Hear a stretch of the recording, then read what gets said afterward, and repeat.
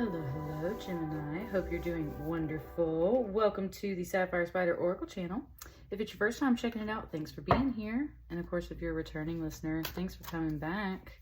We are doing a check-in for the Virgo full moon here on March 7th. So I'm trying to get all these zodiac sign readings out. It's been a little while since I've been able to do all that. Please like, share, comment, and subscribe as you see fit. If you resonate with your reading, let me know. And here we go. It's got this card, and this little card kind of wanted to like slip into my hand over there, so we might take that card, but let's start with this. Virgo full moon check-in.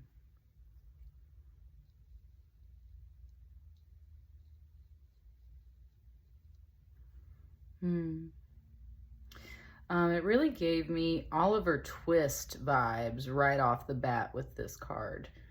Oliver Twist. So, man, it's been a long time since I've seen that movie.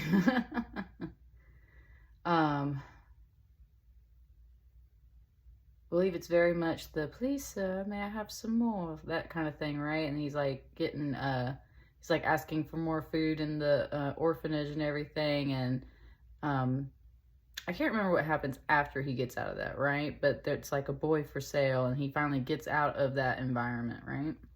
So it's saying like very much an Oliver Twist story. That environment is actually pretty cold and harsh out there in the real world. Like, that's the thing. He might be in like not such a great space in that orphanage, but outside it's not a time where they have like heaters and stuff, right? So there's like snow, it's cold. And especially if you didn't have any clothes or anything like that, right? It's cold.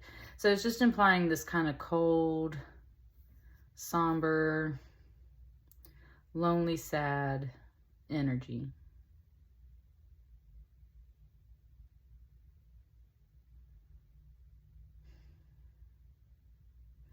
My hand's sitting just like that too. It's a little bit of like, that's where, when it first kicked in, there was like a little bit of like begging voices, like, please help, please sir, man, please, you know, like, it said like unfortunate kids or like unfortunate people and stuff like that. Yeah, let's just keep pulling cards. Oh,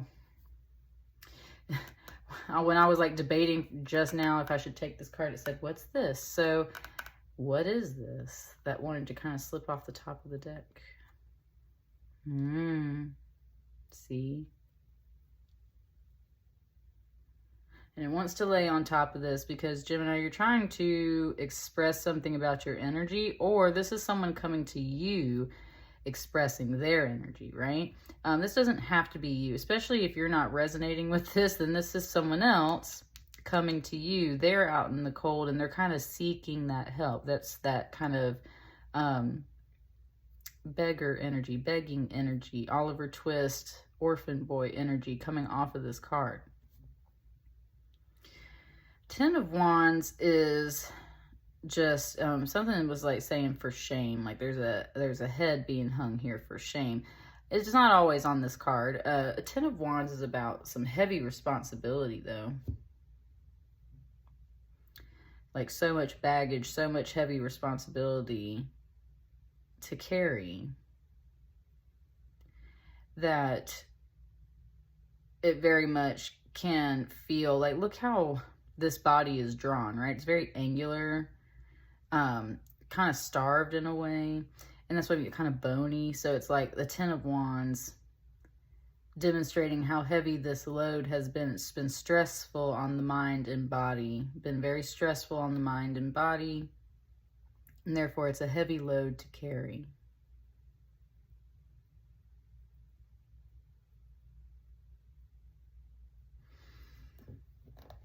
That's what's going on here. Oh, okay.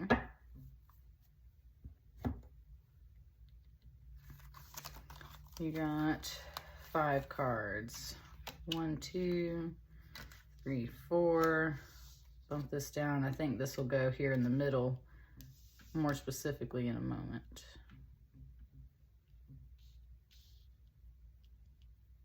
What's this over here? kind of wants me to just like, that middle card is last though.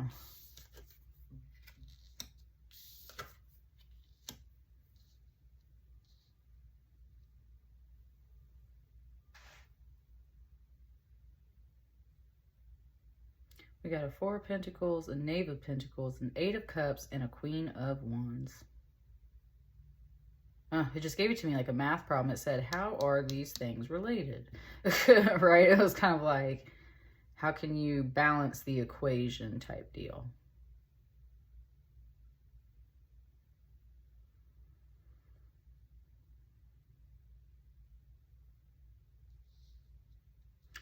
This Four of Pentacles is about saving money, saving time, saving energy. And in this deck, it's usually a very excited energy because she just looks like she's anticipating and excited about something, right?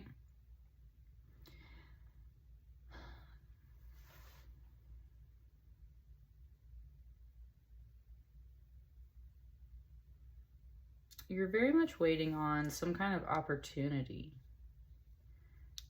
to either present itself or, right? And this is either a job opportunity. You know, you did have this Five of Pentacles up here, so you could just be experiencing some financial hardship, or not even hardship. It like doesn't even want to use that word. You know what I'm saying? Like it doesn't want to go that far. It's just like maybe being a little broke or something at the moment, right?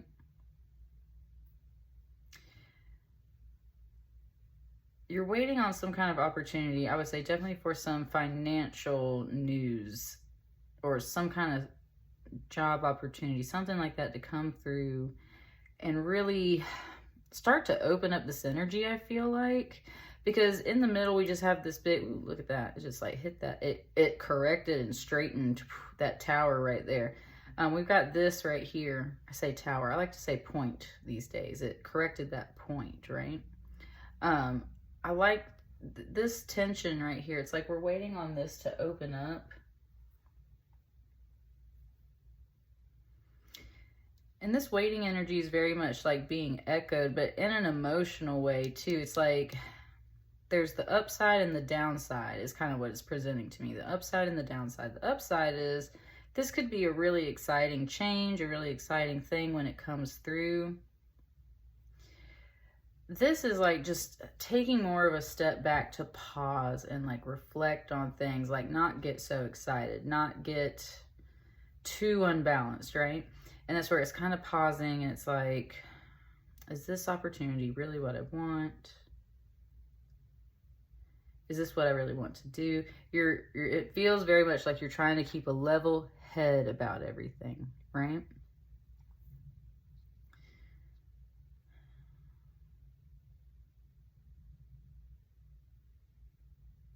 It feels like this is one and the same.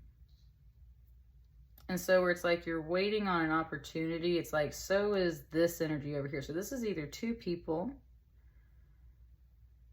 or it's just demonstrating like your real world self, like what's happening, and then like what's emotionally kind of happening more within you. And it's kind of like this step up into power with the Queen of Wands, very passionate, kind of in your face, very fiery power. Not necessarily just like blazing in there. She still seems very reserved, but it's like she'll light up on you, right? That's the kind of energy. And it's like we're just kind of waiting on that. And that's where it feels like there's two things. It's just, it keeps bouncing between these two things like this. There's a big mix of emotions here, honestly. Or at least that's what it feels like to me here reading these cards. It's like there's excitement, hoping and inviting in this opportunity for, again, money, some kind of resource, a new job, something to help shift this energy. Also, though, this kind of reserve of keeping distance, keeping a level head, not getting attached to anything just yet, just kind of like holding back and thinking about things. It's not just thinking. The Eight of Cups can be very much about feeling, and that's where it's like you're trying not to invest your feelings into things or something, right? And you're kind of waiting on that emotional aspect. Even though this is Wands, it's like that passion. You're waiting on that to come back. And it said take charge, and like really take charge, okay? You're waiting on your passion to step in and take charge. In the meantime, you really need some money, right? Like, that's the thing, is like, we want to do the things we're passionate about, but at the same time, like, we got to have some real world stuff to support ourselves. And that's where the true burden is. That's where the tension is that sometimes you just got to do stuff to make that money. Sometimes you got to do something that really is kind of like lights your soul on fire, right? That's why sometimes, in Eight of Cups usually is kind of like walking away energy. So this is where it's like, sometimes you might need to walk away from these types of opportunities, even though they get you excited, even though they are pretty like financially stable and real or shiny and new with this Pentacle energy. It's like, you got to go after what you're really passionate about, right?